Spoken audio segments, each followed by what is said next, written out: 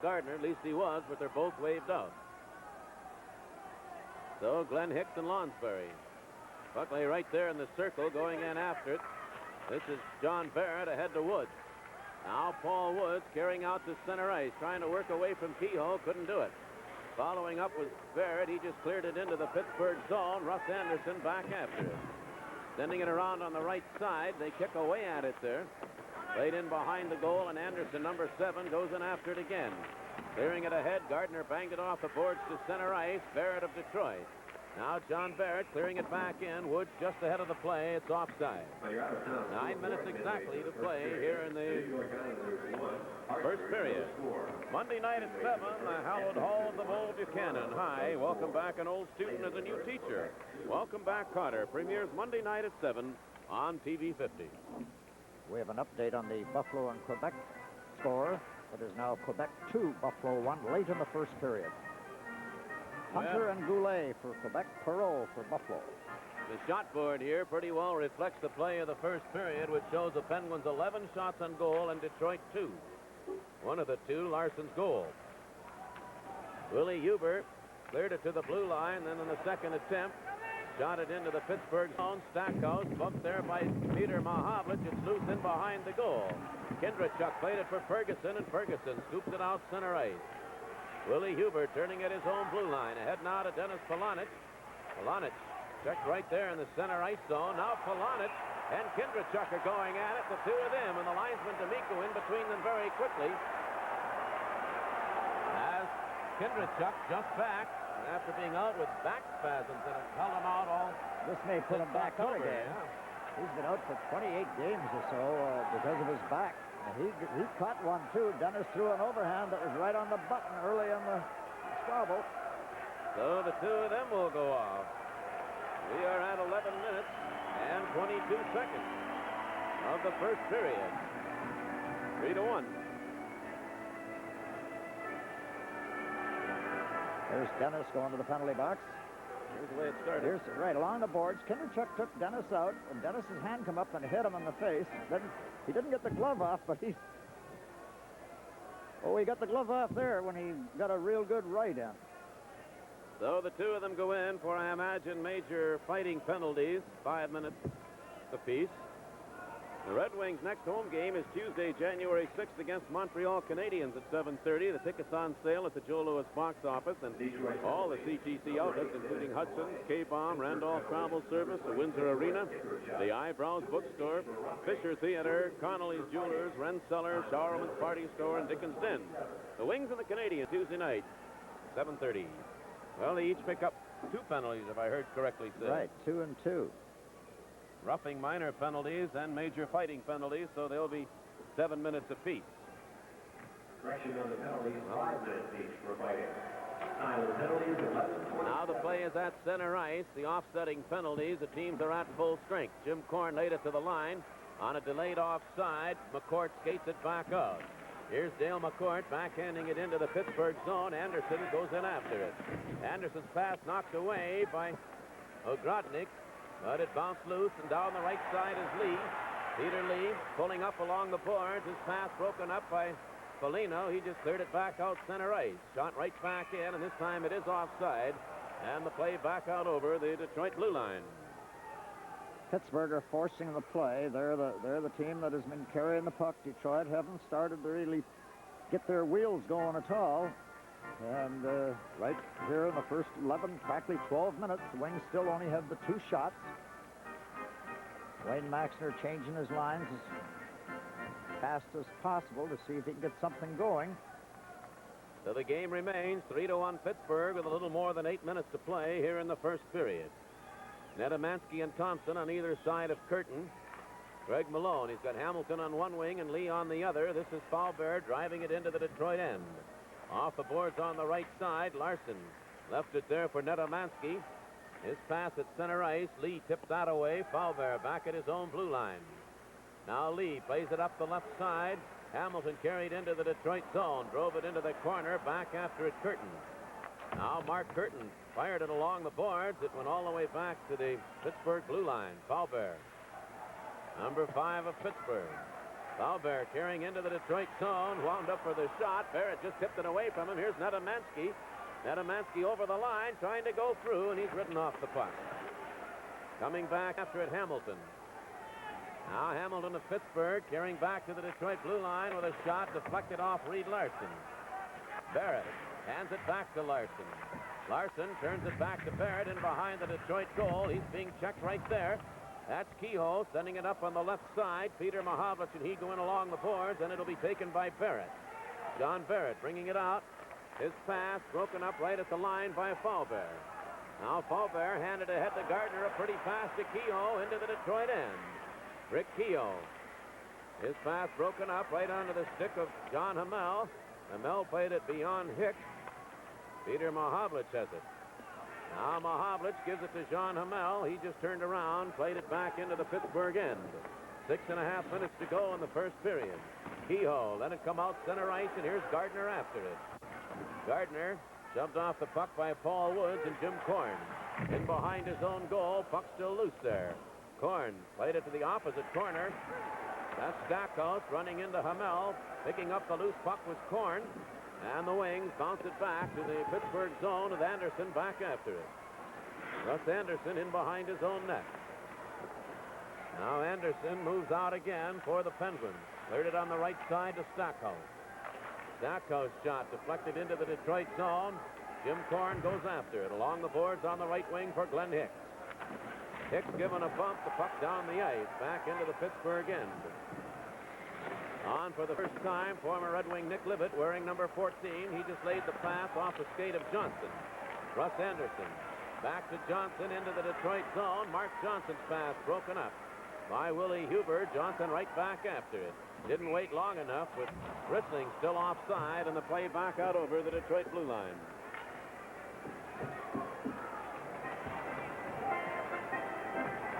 We have 5 minutes, 31 seconds to play here in the first period. 3-1 Pittsburgh. At a total of 9 penalties, 5 to Detroit and 4 to Pittsburgh. With Kindrachuk and Polonic still in the penalty box and will be for another 4 minutes. Puck slides back into the Pittsburgh end. Dale McCourt, Foligno, and Ogrodnik up front for the Wings now. Foligno and Rissling doing some shoving along the boards. This is Faubert. Pass broken up by Dale McCourt. Ogrodnik played it back in. They whistle it down on the offside. And Rissling and Foligno are still doing a little stick jabbing. Well, Mike should stay away from Rissling. He's just going to, that's all he's out there for, is to see if he can take somebody into the penalty box. Well, Rissling has a great record of penalty time, as you said a little while ago. He played only 37 games in the National Hockey League, all with Washington. Scored 3 goals, had 4 assists, and 176 minutes in penalties. Well, he's led practically every league he's been in, Bruce. And he's not that big. He's only 5'9", weighs 185 pounds, but he is tough. There's no doubt about it. Well, this is what they felt they didn't have. And now he just pulled the stick right out of Foligno's hand. And the referee letting it go, and now he's going to wave Foligno off. No, Larson rather. And that puck is in the Detroit end, and Larson is going to go on. The Wings have lost their cool when they make plays like this. Rissling just circled. Well, we have a pause in the action. It's 3-1 Pittsburgh. We'll be back in a moment. Hey, here are some cool sounds coming at you on a sizzling summer day.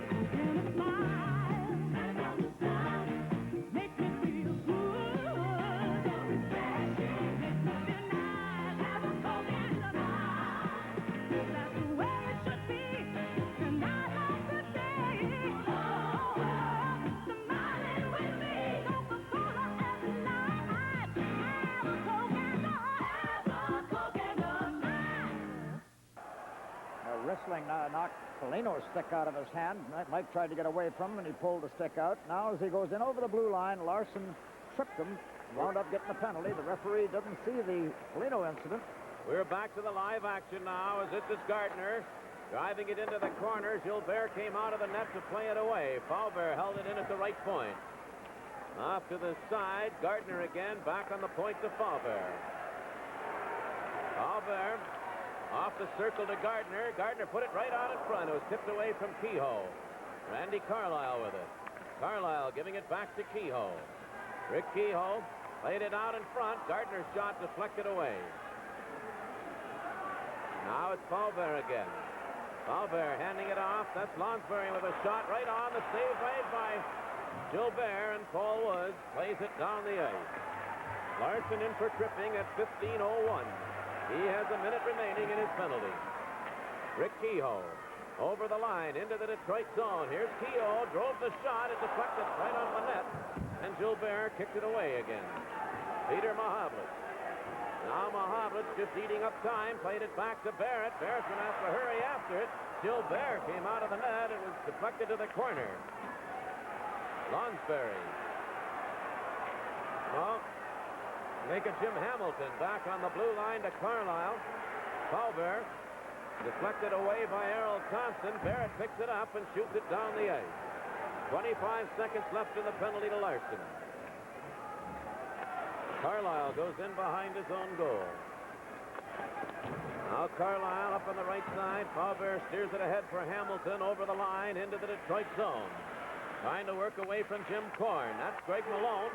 Malone moved in and he scores. And a power play goal makes it 4-1 Pittsburgh. Well, penalties are going to beat you. You can't be sitting in there, Bruce. So they just get in there. They move that puck around. Malone walked around a player. Just moved in. This is a good play by Pittsburgh. He goes in the corner. Makes the play back across. Now Malone comes in the picture, takes a perfect pass. One little deke around Peter Mahavlich, and then the shot right into the short side.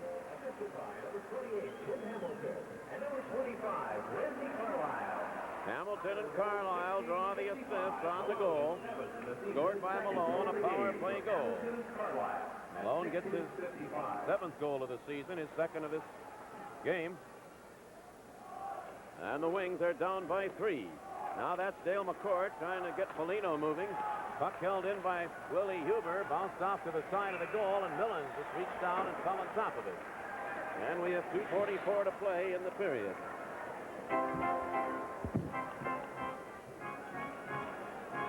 Face off to the right of the Pittsburgh goal. Detroit have still only had 2 shots here in the first period. Pittsburgh's had 13. That's Kindrachuk over in the penalty box. Ian Polonich with 1 minute and 15 seconds to serve in their 7 minutes of penalty time. Penguins move out again. Peter Lee. Now Lee dropped it off. He was checked by Korn. Foligno just worked it ahead. Ogrodnik back to Foligno over the Pittsburgh blue line. That's Dale McCourt with a shot. And the save made by Millen, and he falls on top of it, kneeling on it, out in front of the goal. And like last night, 2:29 remain, and we have a pause in the action with the score, 4-1 Pittsburgh, and we'll be back after this one. What's the Peschke difference that makes the great American brand great? Well, for hot dogs, the Peschke difference is bursting with flavor goodness. In jumbo size and in super size for a bite of hot dog with every bite of bun. Bursting with flavor. That's the Peschke quality difference you can taste. Peschke makes the difference that makes great American great. Tell the folks at Great Scott that you want the bursting with flavor Great American hot dog. Wings down by 3. The time running out in the first period. Rissling's pass broken up by Reed Larson. Paul Woods tipped it back into the Pittsburgh zone. Faubert went in after it. Now moving out with it, Mark Johnson. Johnson driving it deep into the Detroit zone. Gilbert in behind his goal. Cleared it up the left side. Woods couldn't get it out. Faubert jumps in, but bringing it out now is Barrett. Over the line, Glenn Hicks. Hicks tried to get the shot away, and Carlisle stopped him. Now this is Barrett from center ice with shot wide of the goal. And Risling that time just up at it and now goes right after Glenn Hicks. And really landed a punch while Hicks was just getting up. Well, you can see where he gets his penalty time, Sid, but I don't know the reason for that one at all. No, nor do I. He tripped him. He was going to get the penalty for tripping Hicks, and while Hicks was on his hands and knees, he came over and really let a haymaker go. He's liable to get 7 minutes on this. Glenn Hicks can handle himself, but he didn't have any idea there was a punch coming. No doubt he's been told to do that. They're sending him right into the dressing room. I guess the reason why there's only a minute and 42 seconds to go. The interesting thing here is going to be if Glenn Hicks will get a penalty. After all, what are you supposed to do? Hicks is going to at least get a minor penalty by the looks of it. 18 minutes and 18 seconds, the penalties are called. Well, it is here from Peschke. Lean, flavorful Gunsberg's corned beef. Just great for parties, lunches, and hearty suppers. Gunsberg's corned beef, now at all Chatham markets. Well, this is what they wanted Rissling for, and I guess he's delivered it. Well, in the long run, I can't see where this will help the hockey club. They have some pretty good hockey players. They've set out a few hockey players or a player tonight to dress a guy like Rissling. Got a Pat Hughes, Lupian, McAdam. This fellow's going to spend an awful lot of time in the penalty box, I'm going to say that. And, I'll be interested to see what penalties. He should get 7 minutes here, which might mean the Red Wings will have a 5-minute man advantage. You know, this call, Bruce, I've often thought, when I was coaching, I thought this was a bad call. When you're down on your hands and knees and a player comes over and takes a free punch at you, you've got to try and protect yourself in some way. You just can't stand there and let the fellow pummel you. So, in a way, I didn't think Hicks would get a penalty. I thought that if the referee called that right, he would give the double penalties right to Rissling. You believe he gave Hicks 5 minutes? I can't. He gave Hicks 5 minutes and Rissling 5 minutes, and then he gave Rissling 2 for tripping and then gave him a game misconduct. Well, the game misconduct doesn't mean a thing. Why in the world? How could Hicks get 5? I mean, after all, the guy jumps on you. What are you supposed to do? I don't know. Here is Willie Huber dropping it back now. O'Grodny gives it back to Huber. Back it comes to Reed Larson with a shot, and that's deflected off the side of the net up into the crowd. Millen may have got just a piece of it. I cannot figure the Glenn Hicks call. He was on his knees when the punch was thrown. So actually, just the 2-minute minor penalty is the difference. And Rissling, the game misconduct, I guess they figured he'd be out for the first period anyway. Shows how wrong I was calling it. I thought Rissling would get 7 minutes and Hicks wouldn't get anything. That's what I thought, too. Carlisle's pass knocked away by Mike Foligno. Then he reached out and pulled it in. And he's down on top of it, face off to the left of the Pittsburgh goal with 1:27 to play in the period. And the Wings could use one here. They sure could. They've got to score the next goal or it's going to be a long evening. There's a quick shot by Larson. He scores. That went right in off Millen. Right through the goaltender. That Reed Larson, that was one of his patented shots. And now it's 4-2. Larson has his second of the game. We might be sorry that Rissling wound up getting so much time. Here's the shot. It comes back to Larson, and he moves in. Nobody challenged him. Millen got a good piece of that, but it just burned its way through into the net. O'Grodny and McCourt draw the assist on the goal that tightens up the game at 4-2. Now the teams are back at full strength. Play in behind the Detroit goal. Larson sent it up the right side. It didn't come out. Kindrachuk's pass. Into the corner goes Ferguson. Ferguson put it to the side of the net. Gilbert knocked it away. That's Harold Thompson clearing it back out center ice. A minute to go in the first period. Reed Larson in behind his own goal after it. We're going to have a very interesting feature on the Detroit Red Wing Farm Club coming up between periods. Club at Adirondack. That'll be in our second intermission. This is Kindrachuk over the line. Kindrachuk clearing in behind the Detroit goal. Gilbert fanned on it, but Barrett has it. Barrett's pass broken up by Kindrachuk. Came back to the blue line. They battle there after it. Woods had the stick knocked out of his hand. Kindrachuk in the corner. A half a minute to go in the period. Puck deflected out in front of the Detroit goal.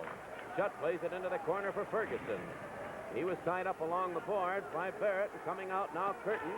Ahead to Errol Thompson. He took the shot, and the play had been whistled down on the offside with 15 seconds remaining. We have another out-of-town score. Hartford nothing, New York Islanders 2 in the first period. You can see in our first intermission we'll have the fan forum question, and the midgets and up tilt will be our feature on the 1-and-1.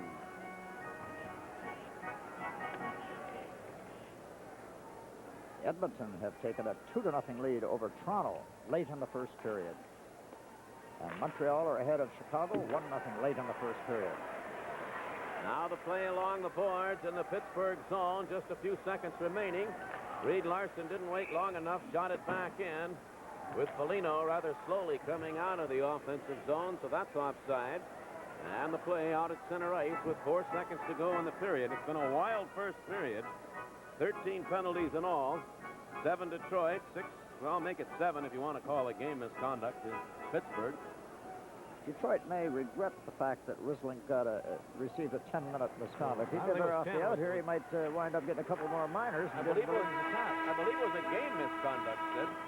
And if it was a game, he's gone for the rest of the night. And then why he would only get a minor penalty, in addition to the 2 5-minute fightings, doesn't make much sense at all. But at any rate, the first period is over from here at the Civic Arena in Pittsburgh with a score: the Pittsburgh Penguins 4 and the Detroit Red Wings 2.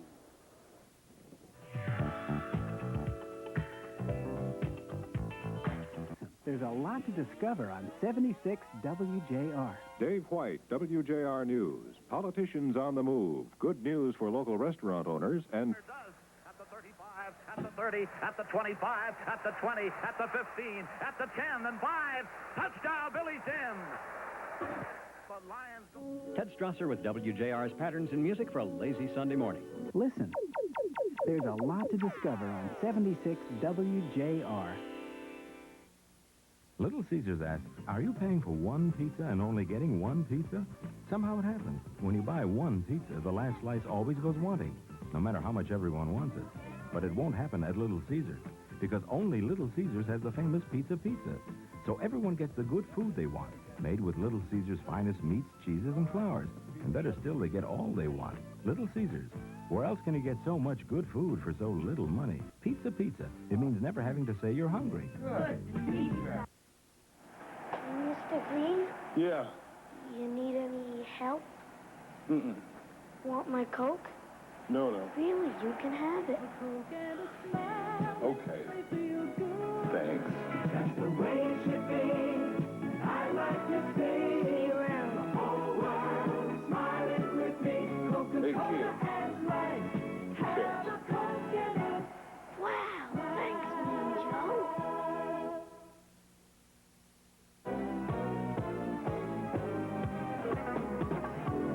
This is Fan Forum, a chance for Red Wing fans to ask the questions. Now, here's Al Blade. Our guest tonight on Fan Forum is Greg Rowan. Greg, where are you from and how long have you been following the Red Wings? I'm from Farmington Hills, and I've been following the Wings for about 15 years. Okay, and I understand that you're also a member of the Forum Club. Tell us a little bit about the club and how long you've been a member of that. Well, I've been a member of the club for 2 years, and I'm on the board, which is sort of like part of the governing power of the club itself.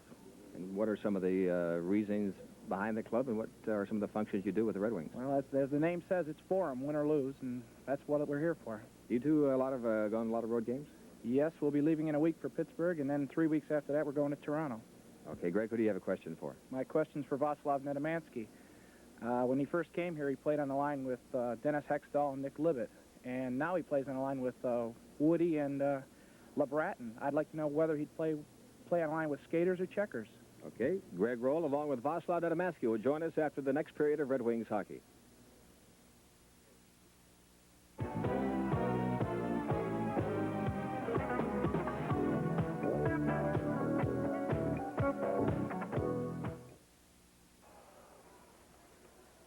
Well, they have a rather live edition of a one-on-one sort of play here at Pittsburgh between periods of the hockey game, and in just a moment or two, we're going to have our own one-on-one as they played it at the Joe Louis Arena.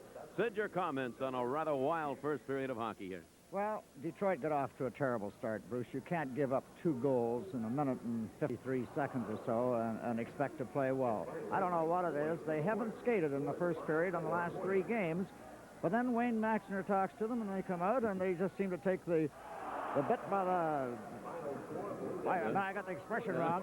But anyway, then they start carrying the play, and I expect them to do the same again tonight. Pittsburgh, in the meantime, have moved people in. They've been forcing the play. They're moving their defensemen inside the blue line, and the Wings were content to more or less just stand around and watch things. You know, when you only have 2 shots on net in the first 18 minutes, you're not going to win many hockey games. Thank goodness Reed Larson got away a couple of terrific shots, because the Wings are still in this game, even though it is 4-2. Larson with the 2 goals scored. The Red Wings had only 5 shots on goal in the entire period, and Pittsburgh had 14, and I would say that was almost the way the period was played. But with a number of penalties called in that hockey game or in the first period of the game, neither team really had an opportunity to get set. The Red Wings had a 2-man advantage, made good on it, and Pittsburgh did for 30-some seconds and failed to click on theirs. You can take a look now, Sid, at this bit of action. Well, this is a case where the play had been stopped, and I think that's Peter Lee that just came in and swooped it along the short side and scored a goal. They scored 3 of their 4 goals on mistakes made by the Red Wings in deep, and I think Joe Bear got hurt. He had trouble getting up for somewhere around midway through the period, and I think Jill was a little mad at himself and probably mad at his teammates because he didn't look as sharp as he ordinarily is. He just seemed as though he was fed up the way they were clearing the puck for him, and it wouldn't surprise me now that it'll be a different hockey club coming out in the second period. Well, we have 40 minutes of hockey to play, and 2 goals does not seem nearly so insurmountable as the 4 or the 3 that they had a moment ago. Listen, 2 goals don't mean a thing in this type of a hockey game. Both teams have been very loose. Here's the shot now. There's Malone. Right, he went around Peter Mahavich. Now watch, he just, from there, with the screen out in front, he beat Joe Bear on the short side down low. And that was the Malone's second goal of the period. And the Pittsburgh, they deserve their 4-2 lead. There's no doubt about that. The big thing is, did all that skating last night against Vancouver wear Detroit out? Well, we can take a look at this now. The Red Wings have the extra man. Well, here's the case where the puck is bounced around in front of the net and then comes out to Reed Larson. And Reed Larson, just from the top of the circle, plays one. And actually, the goaltender got a pretty good piece of that puck, and it just seemed to worm its way right through. It may have burned a hole in his pads because it was really gone. Well, I am in complete agreement with you. I'm sorry to see Gary Rissling go because in that first period, he picked up a roughing penalty, and then Anderson went off with him. The Red Wings had their 2-man advantage with him off. Then he picked up the penalty for tripping and the 5 for fighting and the game misconduct, which I really don't quite understand. I'd like to hear the explanation of it because from our vantage point, it looked like Hicks, after being tripped, was trying to get up when Rissling threw the punch and sent him back down again. And Hicks picked up 5-minute fighting penalty, which I didn't see him fighting. Well, I don't see how they can call a penalty like that either, Bruce. After all, the player got knocked down.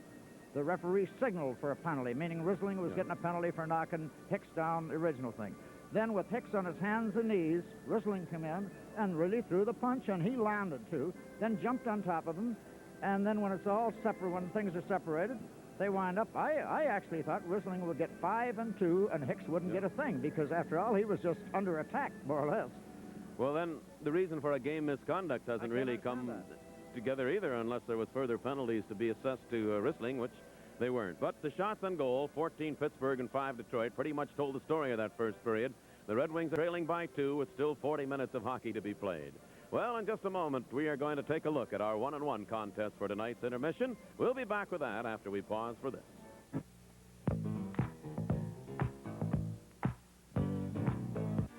Before you even consider buying a Jeep Cherokee, make sure you're serious, because this one's not for show.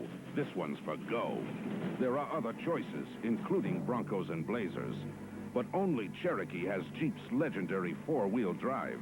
An integral steel roof, not plastic, 2 or 4 doors, and only Cherokee has Jeep's record for durability. Here's your choice. Jeep Cherokee, the truck, from Jeep Corporation of American Motors. Could he be someone special? I think she's kinda neat. Maybe he likes me. Maybe she likes me. Wonder if we'll meet. It's so hard, but when the hard part's through, that's when we go for something easy, like A&W. Nothing so smooth and easy as A&W. Nothing so smooth as A&W. The beautiful Joe Louis Arena is the ideal place for your next party for 50 to 750 people. The charm and professionalism of Joe Louis Arena will assure your party to be a memorable occasion. There are 4 beautifully decorated areas to accommodate all your special needs: banquets, business meetings, wedding receptions, fundraisers. And there are no rental charges when the buffet and bar services are used. For further information, call the Joe Louis Arena Club Room Manager at 963-4851. That's 963-4851.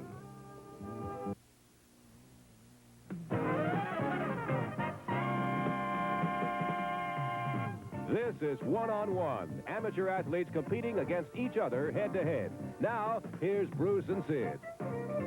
Sid, we've had an opportunity to look at a lot of the young hockey players out of the Detroit area over the last, 8 telecasts that we have done on our one-on-one competition. Tonight we're going about 60 miles west, and we have 2 teams out of Lansing. I'm going to find it kind of interesting to see how these kids...